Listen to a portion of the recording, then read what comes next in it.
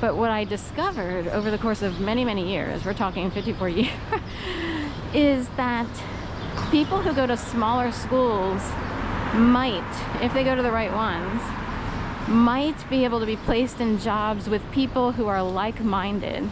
So they would always have references to very specific workplaces that have similar cultures, missions, what have you. And those people will get along with their own people, if you will. You see what I mean?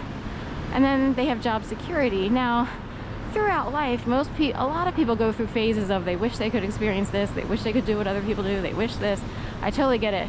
In retrospect, these days, you know, I would be happy being placed in a job where there are people who basically behave like I do, like normal, and don't play games or whatever, you know, whatever group you're. So I've been shocked, you know, and saddened that I've had many traditional jobs, or, you know, I had a career and everything, and I couldn't believe the behavior of people in these workplaces. And it's like, that's weird. Like, why is that allowed to happen? Even if you seek out human resources, why are people allowed to, or did the employer itself, the people who own the company, did they make sure certain dynamics came into play? What's worse than working in a certain department and having people show up who behave like your nemesis, people you can't stand? You know, there's nothing worse than being forced. People who do not belong together, and this is personality-wise, should not be forced to put up with each other. There is a theory for that. We can only coexist so much, and I'm talking personalities. Can you imagine being forced to put up with someone who's basically a rapist at heart on your job every day? Male or female? Men have to put up with other men they can't stand unless they're in the right workspace. If they find the best employer, they would work amongst people, you know, who are more compatible. The other downside of most traditional workspaces in offices is that there's a hierarchy. No one, you know, by the time you reach adulthood, no one likes being told what to do or having superiors, especially if they have, you know, if they're like obnoxious or arrogant or what have you. So, sorry, I just do the Broad Street look here. So that would be the downside of working in normal environments. It happens in any environment, but some environments there's more freedom of movement, there's open air, there's so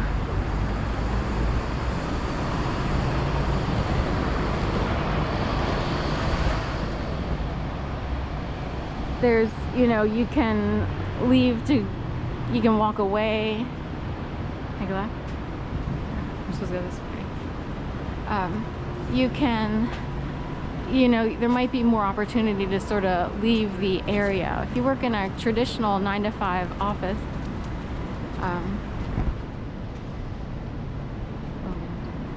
we're already doing something down back here.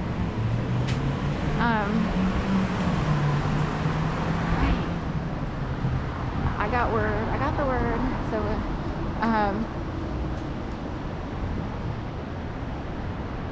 So anyway, there's still some glitter and confetti or whatever you call it from the Broad Street Run.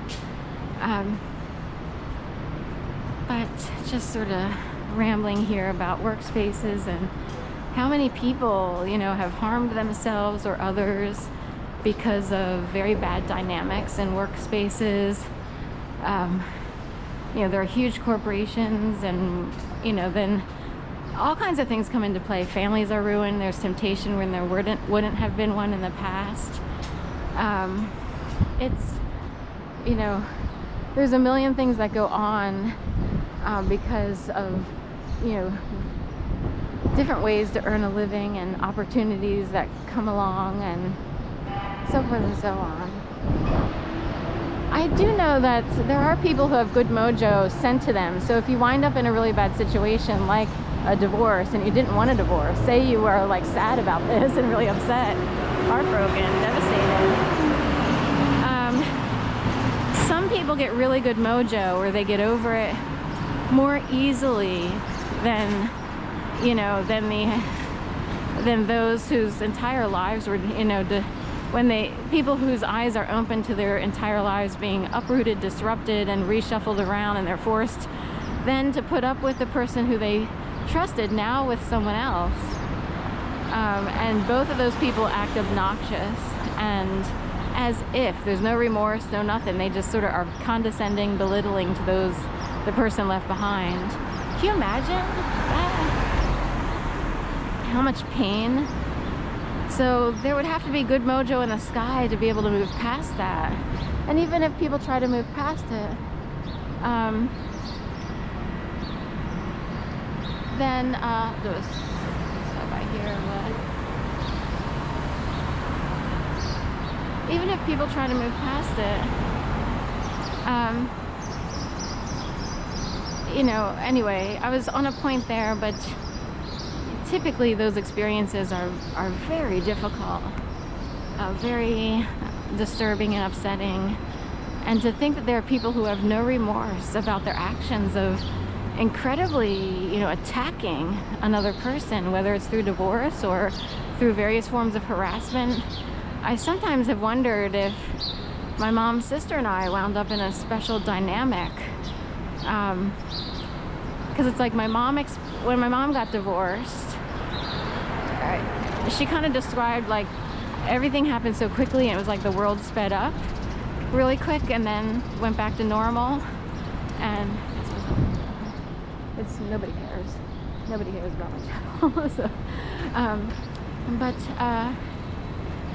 anyway, in my case there were things that went on that are really hard to describe. You would have to witness it and experience to be like, that is whack. Are those people are they puppets or robots, and they're controlled very quickly to get something done, and then it's over, and then everybody goes back to normal? It's like watching a show unfold at high speed.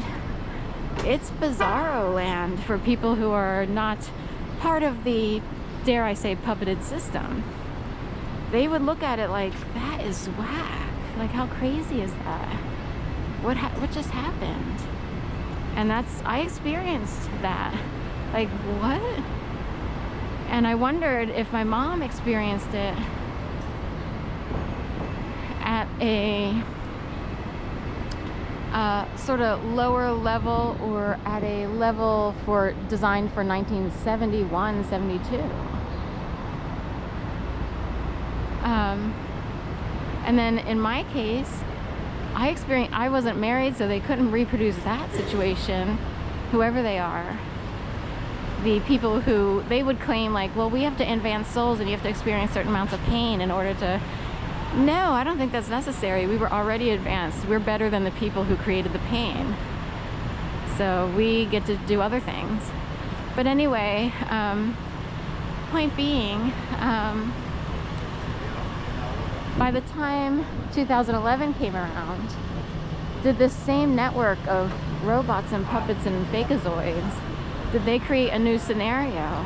They're part of like a shadow government or a fake world, and they impose things upon the unsuspecting folks. So it's almost like my sister experienced something different. I do feel like there are forces at play that sort of pushed her in a